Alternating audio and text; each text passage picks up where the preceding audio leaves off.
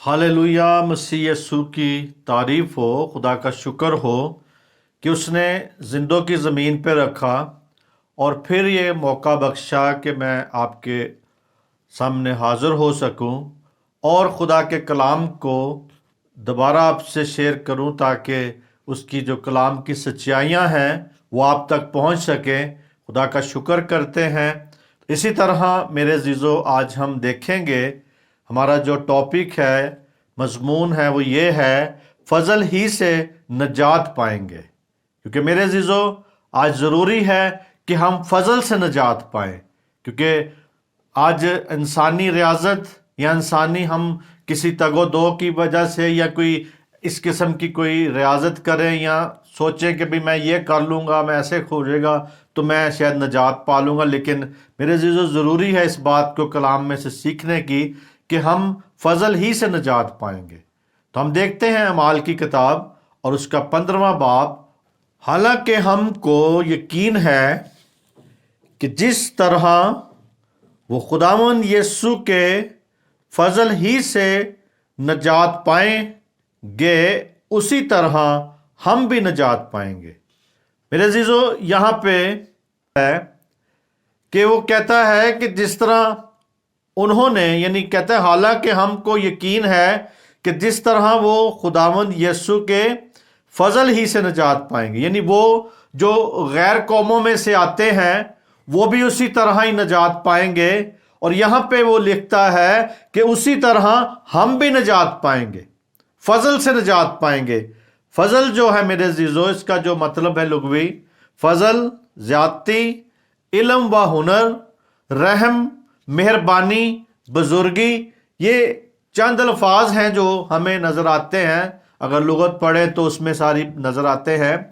तो मेरे अजीजों, हमें जो बात सीखनी है वो ये है कि वो ये है कि खुदा रहम करने वाला है। खुदा सब पर रहम करता है, कलीसिया पर रहम करता है, गैर कौमों पर रहम करता है। वो रहम करने वाला है, मेहरबानी करता है और हमेशा तक मेरे अजीजों रहेगा, हमेशा तक हमारे साथ रहेगा, हमेशा तक हमें वो मेरे अजीजों रहम करेगा हम पे और हमारे साथ साथ रहेगा। क्योंकि कलाम में लिखा है, यीशु मसीह कहता है कि मैं दुनिया के आखिर तक तुम्हारे साथ हूं। तो इसी तरह मेरे अजीजों, उसकी बुजुर्गी हमेशा तक कायम है, हमेशा तक हमारे साथ कायम रहेगी। पतरस का आखिरी फैसला काबिल गौर है।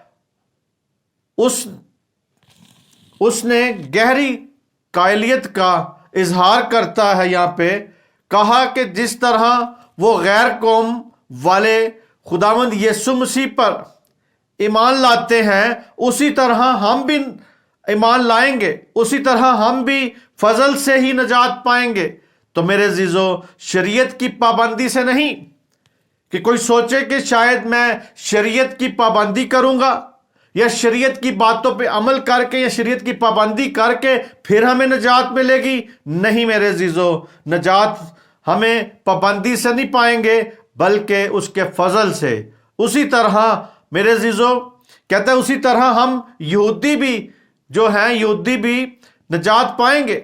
सारे यहूदी जिस तरह नजात पाई, हम भी उसी तरह नजात पाएंगे। क्योंकि मेरे अजीजों, पतरस भी जो था वो यहूदी था, उसने नजात पाई। और कहता है, और क्या तवक्को की जा सकती है कि ये कहेगा कि गैर कौम वाले भी यहूदियों की तरह नजात पाएंगे।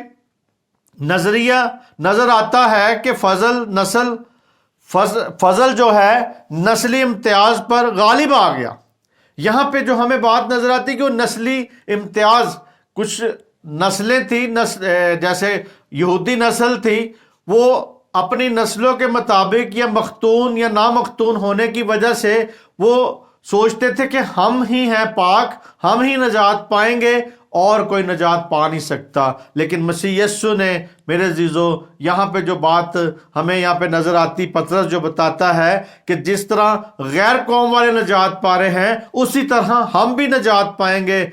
मेरे अजीजों, ये भी यहूदी था। और यहाँ पे मेरे अजीजों, इस बात को जानना है, समझना है हमें کہ فضل ہی سے نجات پائیں گے۔ تو میرے عزیزو دیکھتے ہیں اعمال 2 باب اس کی 47 آیت میں کیا لکھا ہے۔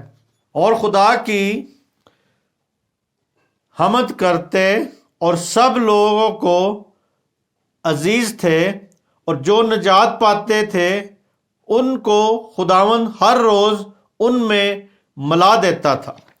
میرے عزیزو یہاں پہ جو ہر روز نجات پاتے تھے، جو ہر روز مسیح یسوع کو قبول کرتے تھے، وہ خدا ان کو اس کے بیچ میں کیا کرتا تھا؟ شامل کرتا جاتا تھا۔ کہتا ہے حمد کرتے اور سب لوگوں کو عزیز تھے اور وہ نجات پاتے تھے، ان کو خدا ہر روز ان میں ملا دیتا تھا، شامل کر دیتا تھا۔ تاریکی کے اختیار سے رہائی پانے والوں کے لیے زندگی حمد ستائش نغمہ تھی، جو کہ وہ لوگ تاریکی کے اختیار سے نکل کر، جب کوئی مسیح یسوع سے دور ہے، مسیح یسوع میں نہیں ہے، تو وہ تاریکی کے اختیار میں۔ میرے عزیزو یہ بات کو یاد رکھے، وہ تاریکی کے اختیار سے رہائی پانے والوں کی لیے نجات اور حمد اور ستائش کا نغمہ تھا میرے عزیزو، اور شکر گزاری کا زبور بن گئی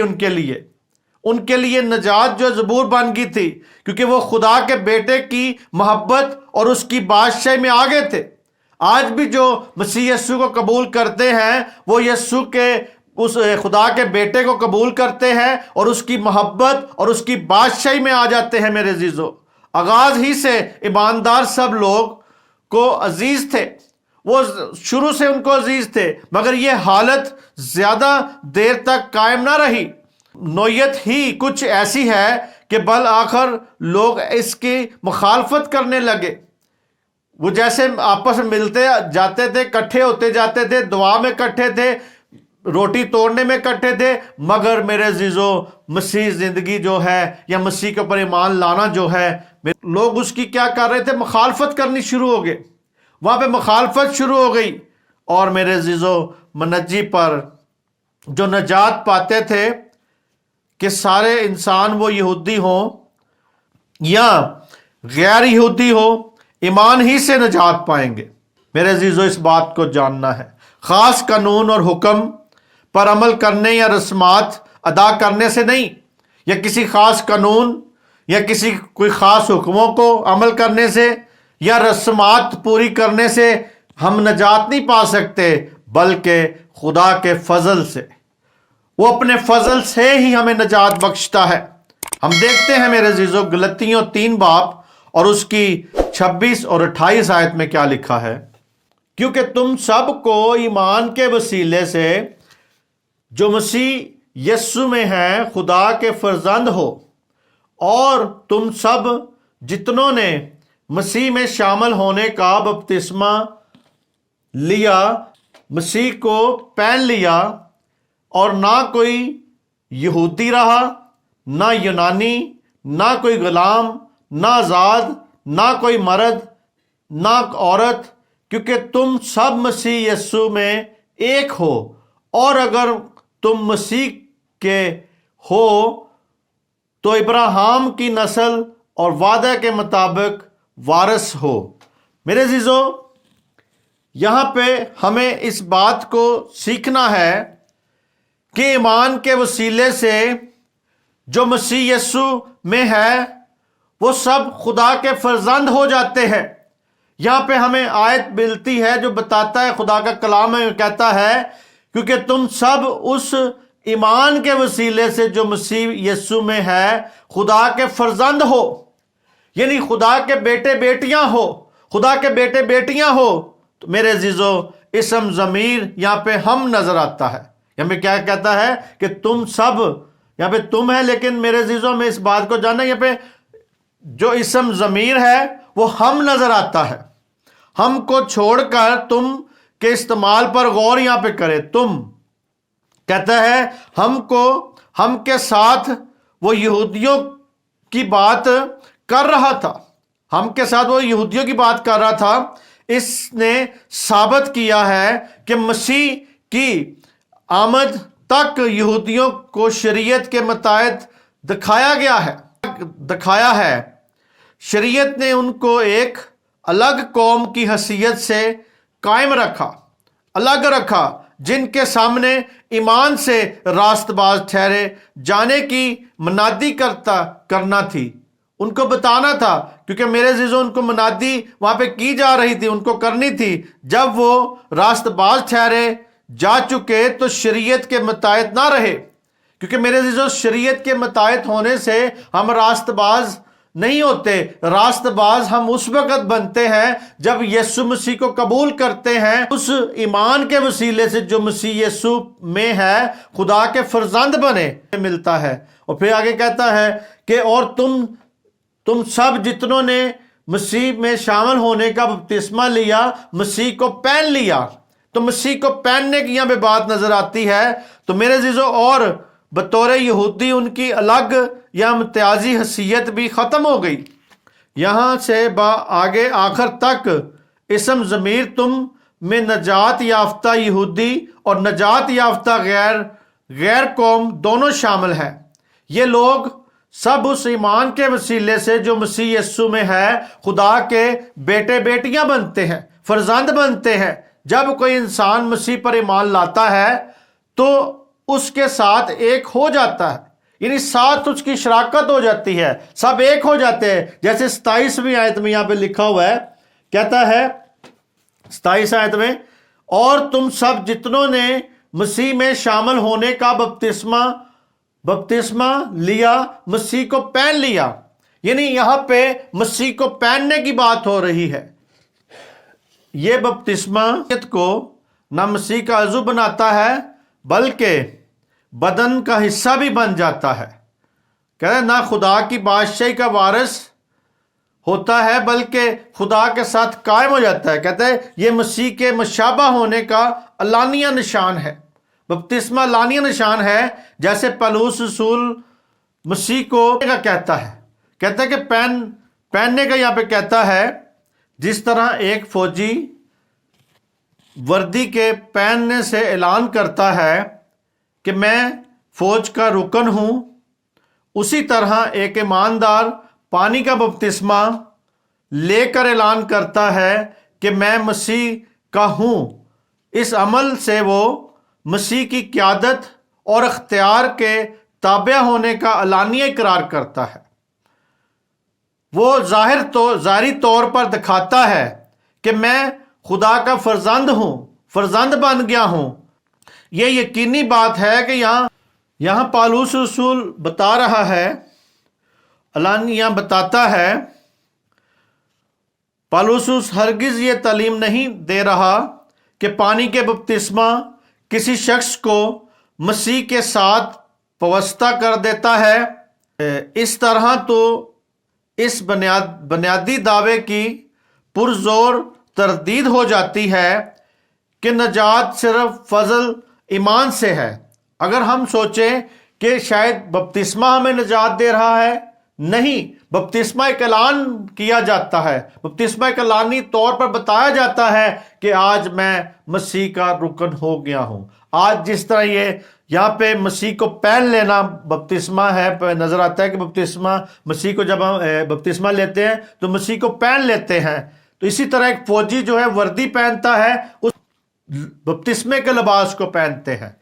تو یہاں پہ ہم دیکھیں گے خدا کے پاک کلام میں کہ پولس رسول روح کے بپتسمے کی طرف بھی اشارہ دیتا ہے۔ پہلا کرنتھیوں 12 باب اس کی 13ویں آیت میں یہاں پہ ہم دیکھیں کہ کیا لکھا ہے، کیونکہ ہم سب نے خواہ یہودی ہوں خواہ یونانی خواہ غلام ہوں خواہ آزاد، ایک ہی روح کے وسیلے سے ایک بدن ہونے کے لیے بپتسمہ لیا، اور تم اور ہم سب کو ایک ہی روح پلایا گیا۔ میرے عزیزوں، یہاں پہ بھی ہم اس بات کو سیکھتے ہیں کہ پولس رسول یہ بتا رہا ہے، یہاں پہ اشارہ نظر آتا ہے، کہتا ہے کہ ہمیں خواہ یہودی ہوں خواہ یونانی ہوں خواہ غلام ہوں خواہ آزاد ہوں، ایک ہی روح کے وسیلے سے ایک بدن ہونے کے لیے بپتسمہ لیا، اور تم سب کو ایک ہی روح پلایا گیا۔ وہ ایک ہی روح لایا گیا, ایک ہی روح, پاک روح یہاں پہ نظر آ رہا ہے. روح القدس کی بات ہو رہی ہے. میرے عزیزو کہتا ہے کہ روح کے بپتسمے کے باعث ایماندار کو مسیح کے بدن کہا گیا ہے, وہ مسیح کا بدن بن جاتے ہیں. اور اسی طرح روح القدس کا بپتسمہ نادیدنی ہوتا ہے, اس میں کوئی ایسی بات نہیں جو مسیح کو علانیہ پین لینے سے مطابقت رکھتی ہو. یہ بپتسمہ مسیح میں ہے, اس سے ایماندار ظاہر کرتا ہے کہ یہی مسیح میرا مالک اور خداوند ہے. ہم ظاہر کرتے ہیں, بتاتے ہیں کہ ہمارا مالک اور مسیح یسوع ہے. وہی یسوع مسیح ہمارا جو ہے وہ مالک بھی ہے, وہی ہمارا خالق بھی ہے, وہی ہمارا پالن ہار ہے, اسی پر ہم ٹرسٹ کرتے ہیں. اسی طرح میرے عزیزو بپتسمہ لینے سے ایماندار اس بات کا بھی اظہار کرتا ہے کہ میں راست بازی حاصل کرنے کے سلسلے میں جسم کی کوششوں کے اعتبار سے دفن ہو گیا. یعنی اس بات کا ہمیں دیکھنا ہے کہ جب بپتسمہ لینے سے ایماندار یہ ظاہر کرتا ہے, یہ بتاتا ہے کہ میری جو کوششیں ہیں یا میری جو تگ و دو ہے وہ کسی کام کی نہیں ہے, بلکہ وہ جب بپتسمہ لیتا ہے وہیں پر اس کی کوششیں بھی وہیں پر دفن ہو جاتی ہے. تو میرے عزیزو ہم جو بھی کچھ آج پاتے ہیں سب کچھ فضل سے پاتے ہیں, خدا کے فضل سے ہمیں ملتا ہے. اسی طرح وہ زندگی کے پرانے طریقوں کے خاتمے اور نئے طریقوں کے آغاز کا اظہار بھی کرتا ہے. پانی کا بپتسمہ لے کر گلتیوں کے لوگوں نے اقرار کیا کہ ہم مسیح کے ساتھ مر گئے اور اس کے ساتھ دفن ہوئے. جس طرح مسیح شریعت کے اعتبار سے مر گیا, اسی طرح وہ بھی شریعت کے اعتبار سے مر گئے, اور اب وہ شریعت کے متحد نہیں رہے. نہ شریعت ان کے وسیلے سے یہودی اور غیر قوم کا فرق مٹا دیا گیا. یعنی یہاں پہ جو ہے وہ سارا کا سارا جتنا بھی میرے عزیزو غیر قوم کا فرق اور یہودی کا فرق وہ مٹا دیا گیا ہے. اسی طرح وہ قومی امتیاز کے اعتبار سے مر گئے. ان کی قوم کچھ نہیں رہی, قوم کی حیثیت نہیں رہی خدا کی نظر میں. جب ہم خدا میں آ جاتے ہیں تو ہماری قوموں کی حیثیت ختم ہو جاتی ہے, کیونکہ میرے عزیزو انہوں نے مسیح کو پہن لیتے ہیں. جب ہم مسیح کو پہن لیتے ہیں تو میرے عزیزو قومی حیثیت ہماری ختم ہوتی جاتی ہے. یعنی اب بالکل نئی زندگی ہو جاتی ہماری, مسیح کی زندگی گزارتے ہیں. اب نہ کوئی گل رہا, نہ کوئی سوترا رہا, نہ کوئی میرے عزیزو بھٹی رہا, نہ کوئی اپنی جو ہماری ذاتیں ہیں وہ ذاتیں ہماری ڈیزولو ہو جاتی ہیں, ختم ہو جاتی ہیں, کیونکہ میرے عزیزو ہمارے اندر مسیح کی ذات جو ہے وہ اثر کرتی ہے. مسیح کی ذات ہماری ذات کو ڈیڈ کر دیتی ہے, ختم کر دیتی ہے, کیونکہ میرے عزیزو ہماری اپنی ذات کچھ نہیں ہے. نہ ہماری اپنی شخصیت کچھ ہے, نہ ہماری اپنی ذاتیں کوئی چیز ہیں. کیونکہ میرے عزیزو ابھی بھی اگر ہم ذاتوں میں پھنسے ہوئے ہیں تو آپ ابھی تک میرے عزیزو اپنی ذات میں زندگی گزار رہے ہیں, نہ کہ مسیح کی ذات میں.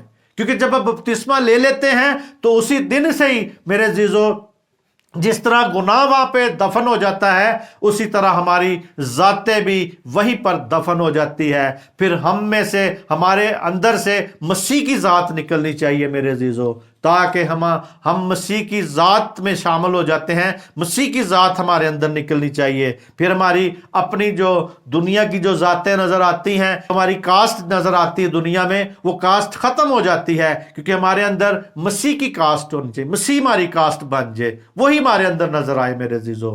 ہم چلتے پھرتے ہر وقت ہماری اپنی شخصیت ذات نظر نہ آئے, کیونکہ آج بھی لوگ اپنی ذات کو ترجیح دیتے ہیں, نہ کہ مسیح کی ذات کو. میرے عزیزو ضروری اس بات کو سیکھنا. ہم آگے سیکھتے ہیں استثنا اس کا 7 باب اور اس کی 6 آیت کو ہم غور کریں گے. یہاں پہ کیا لکھا ہے, کیونکہ تو خداوند اپنے خدا کے لیے ایک مقدس قوم ہے. خداوند تیرے خدا نے تجھ کو روح زمین کی اور سب قوموں میں سے چن لیا ہے تاکہ اس کی خاص امت ٹھہرے۔ میرے عزیزو، یہاں پہ ہم اس بات کو سیکھتے ہیں، کہتا ہے کہ کیونکہ تو خداوند اپنے خدا کے لیے ایک خاص مقدس قوم ہے۔ ہم جب مسیح میں آ جاتے ہیں، مسیح کی ذات میں آ جاتے ہیں، خدا کی ذات میں آ جاتے ہیں، تو میرے عزیزو ہم ایک مقدس قوم بن جاتے ہیں۔ جس طرح کہ یہ بنی اسرائیل قوم کو قوموں میں سے جب چنے گئے تو اس کے بعد یہ مقدس قوم بن گئی۔ یہاں پہ وہ کہتا ہے کہ مقدس قوم ہے، خداوند تیرے خدا نے تجھ کو روح زمین کی اور سب قوموں میں سے چن لیا، سب قوموں میں سے چن لیا۔ آج بھی میرے عزیزو ہم اس بات کو سیکھتے ہیں، جانتے ہیں کہ میرے عزیزو ہماری کوئی اپنی ذات کچھ بھی نہیں تھی۔ اگر ہم دیکھیں تو میرے عزیزو ہم اپنی چوتھی پانچویں پیڑھی تک دیکھیں، چوتھی پیڑھی تک جائیں تو میرے عزیزو ہمیں پتہ ہی نہیں کہ ہم کس ذات میں سے تھے، ہم کہاں سے تھے۔ خدا نے ہمیں جب چنا ہے، ہمارے باپ دادوں میں سے ہمیں پتہ نہیں ہم کون سے مذاہب سے تھے، لیکن میرے عزیزو جب ہمیں چنا گیا ہے تو ہم آج ہماری اپنی ذاتیں ختم ہو جاتی ہیں، ہماری مسیح کی ذات بن جاتی ہے۔ یہاں پہ کہتا ہے قوموں میں سے چنا۔ ہمیں آج بھی ہم جو مسیح یسوع میں ہیں، ہمیں قوموں میں سے چن کے اس نے بیٹے بیٹیاں بنایا ہے۔ پھر یہاں پہ کہتا ہے قوموں میں سے چن لیا تاکہ اس کی خاص امت ٹھہرے، خاص امت ٹھہرے۔ آج بھی میرے عزیزو خدا آپ کو خاص امت بناتا ہے۔ شریعت ان طبقوں کے درمیان امتیاز رکھتی ہے۔ مثال کے طور پہ خدا نے بنی اسرائیل کو چن لیا تھا، اس کے برگزیدہ قوم ہو، وہ دوسری قوموں کی طرح زیادہ نہیں تھے۔ ہم یہ دیکھیں کہ زیادہ نہیں تھے بلکہ بہت کم تھے۔ خدا کنانی اقوام سے ان کے گناہوں کی وجہ سے ان سے نفرت کرتا تھا۔ جو 7 قومیں بستی تھی وہ گناہ کرتے تھے، اسی لیے خدا ان سے نفرت کرتا تھا۔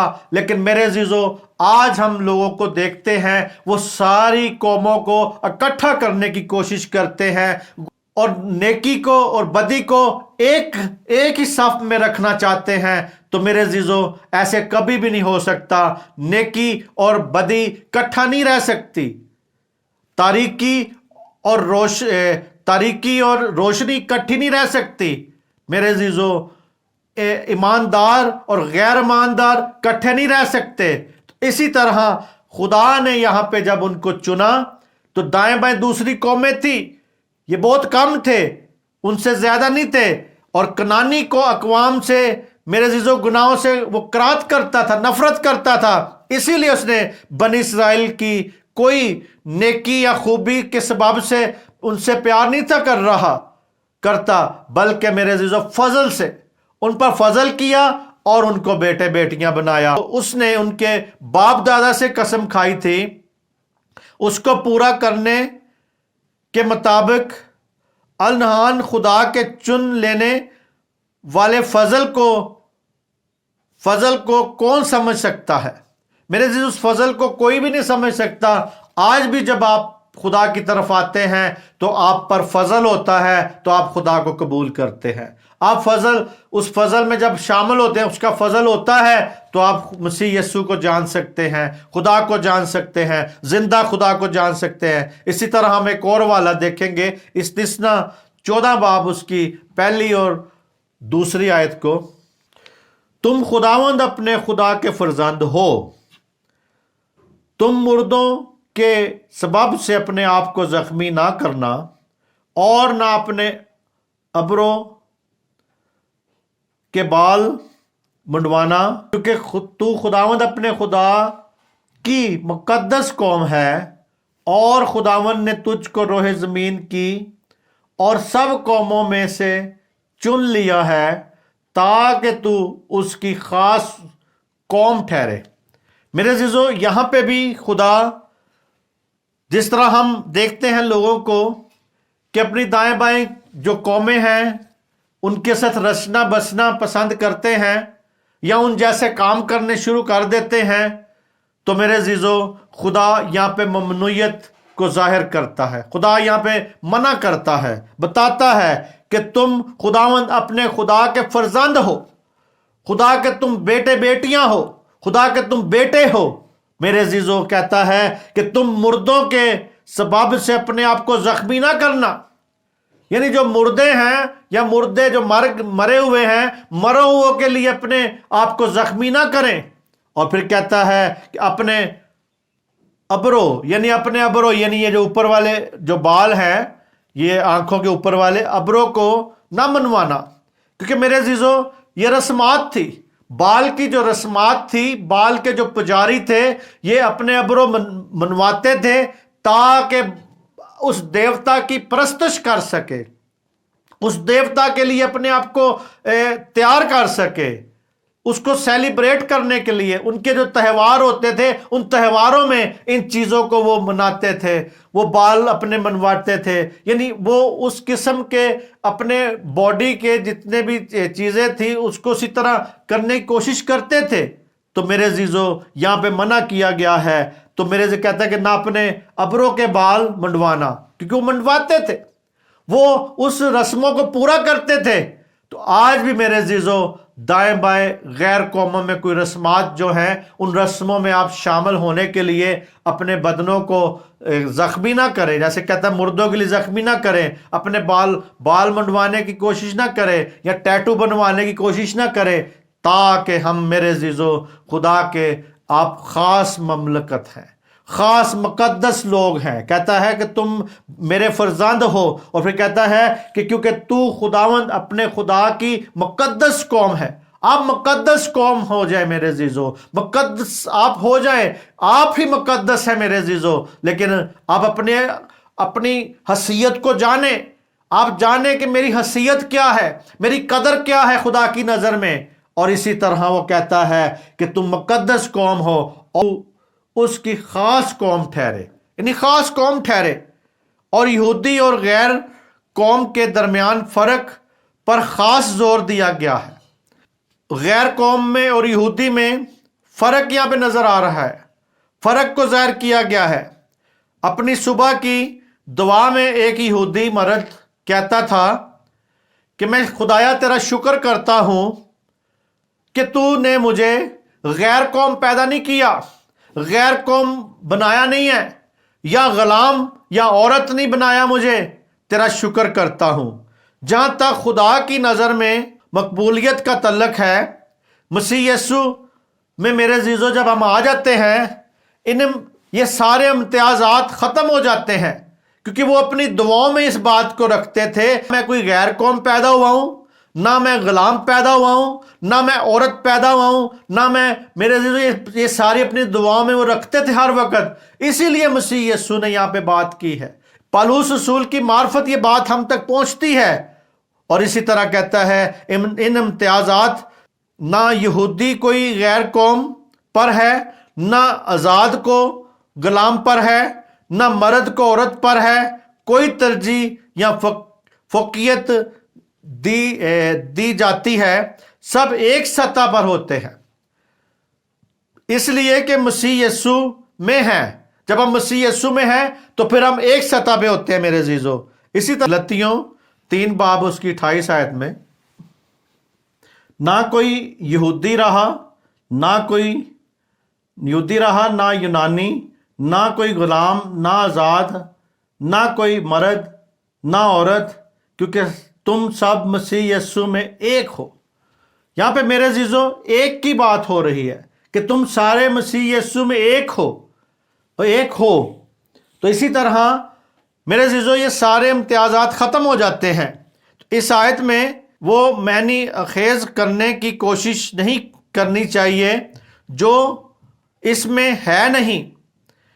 جہاں تک روزمرہ زندگی کا تعلق ہے، خاص طور سے کلیسیا اعلانیہ خدمت کا ہے، خدا مرد اور عورت میں ضرور امتیاز رکھتا ہے. جو میرے عزیزو کاہن کی جو کام تھے، جو کاہن کام کرتا تھا، اس میں عورت اور مرد کا امتیاز ضرور رکھا گیا ہے.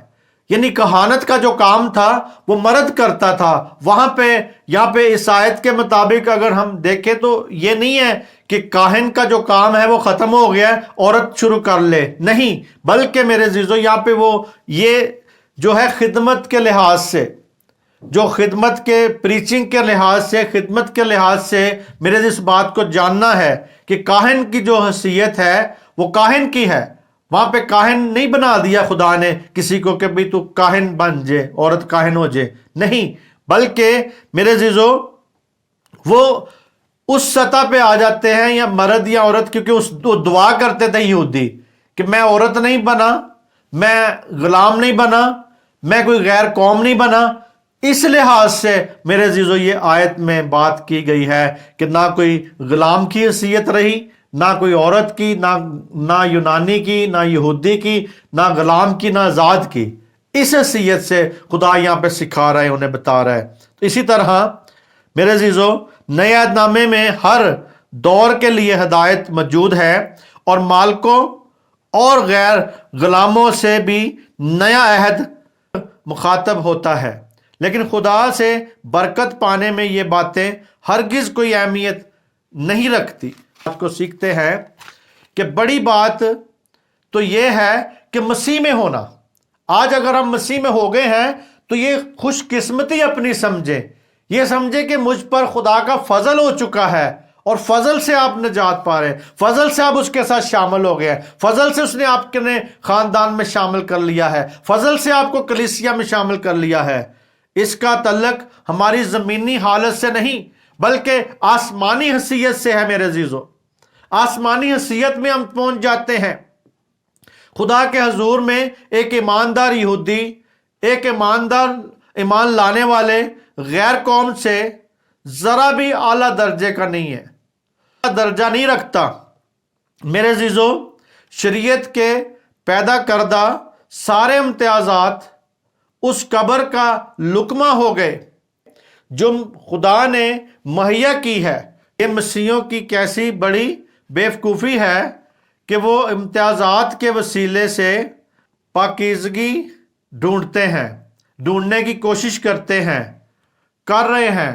تو اسی طرح میرے عزیزو اس بات کو سیکھنا ہے کہ ان کی بیوقوفی ہے کہ وہ امتیازات کے وسیلے سے مزید پاکیزگی ڈھونڈنے کی کوشش کر رہے ہیں، جبکہ مسیح نے سارے امتیازات ختم کر دیے ہیں، سارے امتیازات کو ختم کر دیا ہے. ہم اسی طرح دیکھتے ہیں گلتیوں 3 باب کی 29ویں آیت میں کیا لکھا ہے، اور اگر تم مسیح کے ہو تو ابراہیم کی نسل اور وعدے کے مطابق وارث ہو. تو میرے عزیزو گلتیوں اس بکاوے میں تھے کہ شریعت کی پابندی کر کے ابراہیم کی نسل بن سکتے ہیں. پولس کچھ اور یہ ثابت کرتا ہے، مسیح ابراہیم کی نسل سے ہے، یاد رکھیں. وہ یہاں پہ بتانا چاہتا ہے، پولس نے بتایا ہے کہ مسیح جو ہے وہ ابراہیم کی نسل سے ہے. جس میراث کا وعدہ ابراہیم سے کیا گیا ہے یا کیا گیا تھا وہ مسیح میں پوری ہوئی ہے.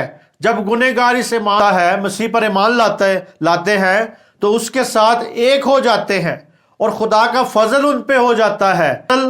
نظر آتا ہے ہمیں یہاں پہ کہ جب وہ پھر ابراہیم کی نسل میں ہم شامل ہو جاتے ہیں.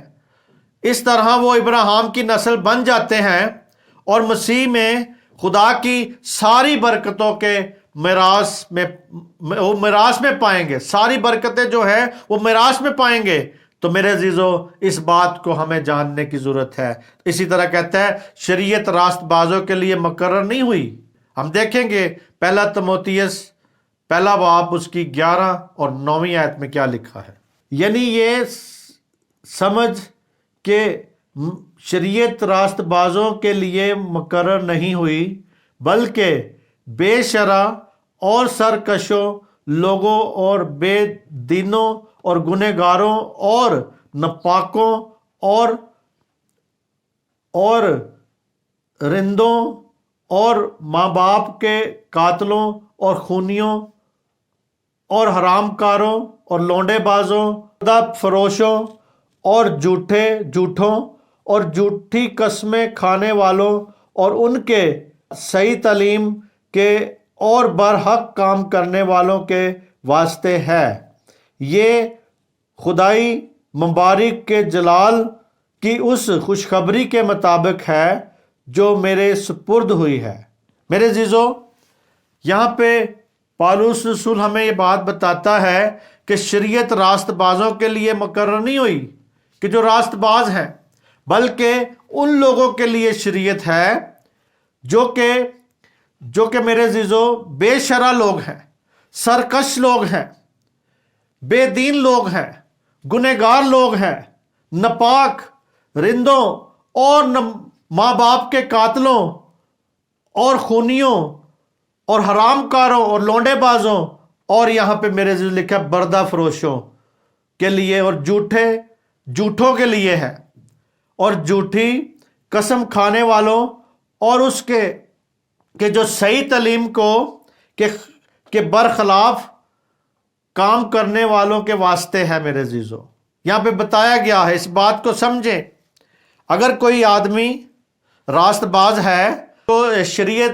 کی ضرورت نہیں ہے، بلکہ یہ ایک مسیح پر صادر ہوتی ہے جب وہ خدا کے فضل سے نجات پائے گا تو پاک زندگی گزارنے کے لیے اسے 10 حکموں کے متحد رہنے کی ضرورت نہیں ہے۔ میرے عزیزو، مسیح خدا ترسی کی زندگی اس لیے بسر نہیں کرتا کہ اس کو سزا کا خوف ہے۔ یہ یاد رکھے کہ کوئی مسیح اگر خدا ترسی کی کوئی زندگی بسر کر رہا ہے تو اسے کوئی سزا کا خوف نہیں ہے، بلکہ اس لیے کہ اس کو اپنے منجی سے محبت ہے۔ جب آپ کو خدا کے ساتھ محبت ہو جائے گی تو میرے عزیزو پھر آپ خدا کے خوف سے اس کی بندگی نہیں کریں گے، بلکہ آپ اس سے محبت سے کریں گے۔ یعنی مسیح کوئی فرقہ نہیں ہے، مذہب نہیں ہے، بلکہ ایک ریلیشن شپ ہے جو کہ آپ کا مسیح کا اور خدا کا اور پاک روح کا خدا کے ساتھ آپ کا ہونا چاہیے۔ میرے عزیزو، مذاہب جو ہیں وہ ختم کرنے کی کوشش کرتے ہیں لیکن رشتے کو ختم نہیں کر سکتے۔ جو آپ کا رشتہ خدا کے ساتھ ہے، جو بیٹے بیٹی کا رشتہ ہے، جو فرزند کا رشتہ ہے، اسے ختم نہیں کر سکتے۔ کبھی باپ اور بیٹے کا رشتہ ختم نہیں کر سکتے، بیٹی اور باپ کا رشتہ ختم نہیں ہو سکتا۔ اور میرے عزیزو، ہمارا جو ہے وہ خدا کے ساتھ بچوں والا میرے عزیزو رشتہ ہے۔ وہ ہمیں بچوں کی طرح، اپنے بیٹے بیٹیوں کی طرح پیار کرتا ہے۔ ہمارا کوئی مذہب نہیں ہے، مسیح مذہب نہیں ہے، بلکہ یہ ایک رشتہ ہے۔ یہ رشتہ ہے جو گہرے سے گہرا ہوتا جاتا ہے، جو محبت ہے۔ اسی لیے میرے عزیزو، اس کو سزا کا خوف نہیں ہوتا ایک مسیح کو زندگی بسر کرتے ہوئے، کہ خدا ترسی کی جو زندگی بسر کرتا ہے وہ اس لیے نہیں کرتا کہ کوئی خوف سے ہے، بلکہ اس لیے کہ اپنے منجی سے وہ محبت کرتا ہے، بلکہ اس لیے کہ اس کو اپنے منجی سے خاص طور پہ محبت ہوتی ہے، خاص طور پہ انڈیلتا ہے اپنے محبت کو، نچھاور کرتا ہے اپنی محبت کو خدا کے سامنے۔ اسی طرح جس نے کلوری پر اپنی جان دی ہے، میرے عزیزو، خداوند نے ہمارے لیے کلوری پر اپنی جان دے دی ہے، خون بہا دیا ہے، کوڑے کھائے ہیں، مار کھائی ہے، اپنی بےزتی جو ہماری بےزتی تھی وہ اس نے اپنے پر برداشت کی ہے۔ اس لیے میرے عزیزو، ہم اس کے ساتھ رشتہ ہمارا قائم ہو جاتا ہے۔ وہ ہمیں فرزند یہاں پہ بتاتا ہے، جس طرح اس نے بنی اسرائیل قوم کو فرزند بنایا، بیٹے بیٹیاں بنایا، اسی طرح میرے عزیزو آج فضل سے ہمیں بیٹے بیٹیاں بناتا ہے، فضل سے ہم نجات پائیں گے۔ پالوس رسول ان لوگوں کا بیان کرتا ہے جن کے لیے شریعت دی گئی ہے۔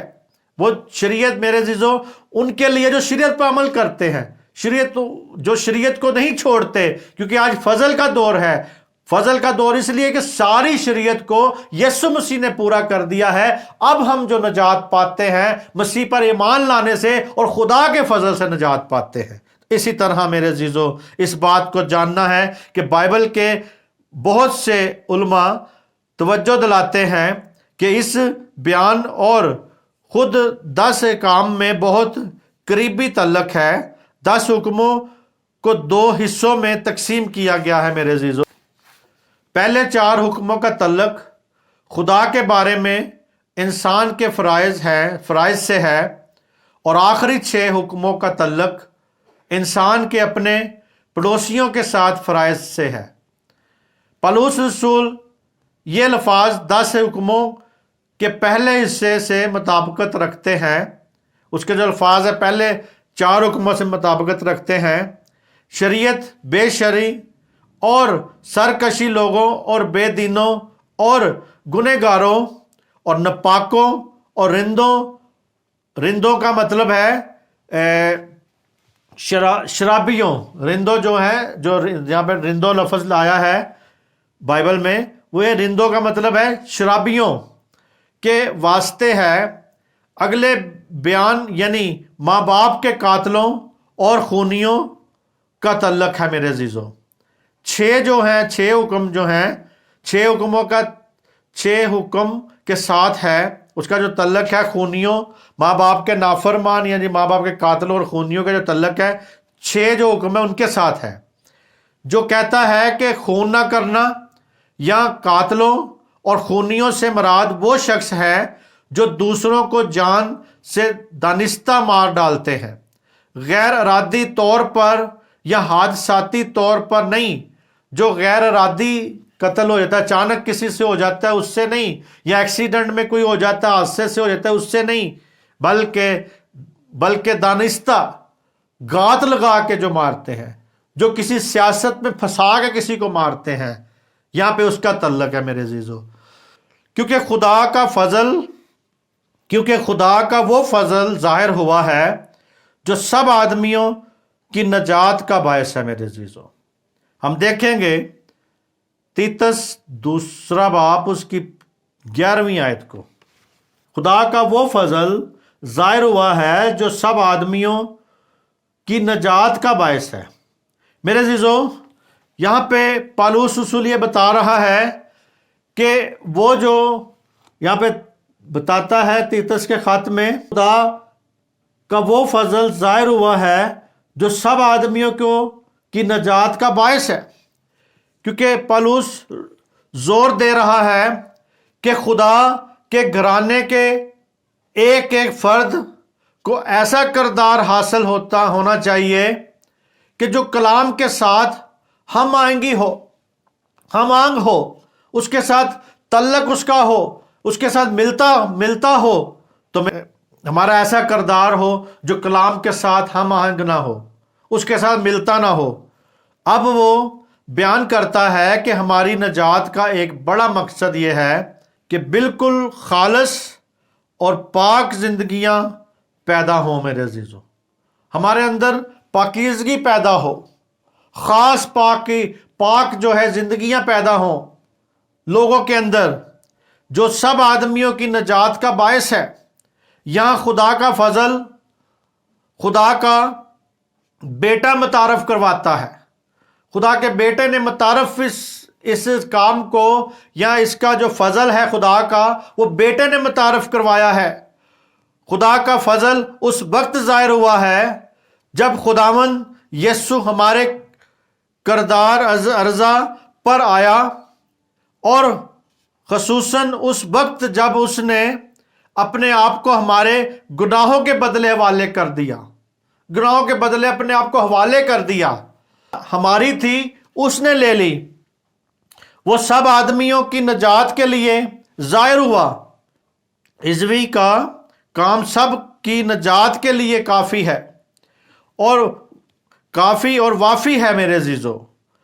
माफ़ी की दावत तो सबको दी गई है, लेकिन नजात सिर्फ वही पाएंगे मेरे अजीज़ों। आज माफ़ी की दावत पूरी कायनात को है, पूरी कौमों को है, दूसरी कौमों को भी है, मगर मेरे अजीज़ों नजात सिर्फ वही लोग पाते हैं या वही पाएंगे जो यीशु को अपना खुदावन और नजात दहिंदा कबूल करेंगे।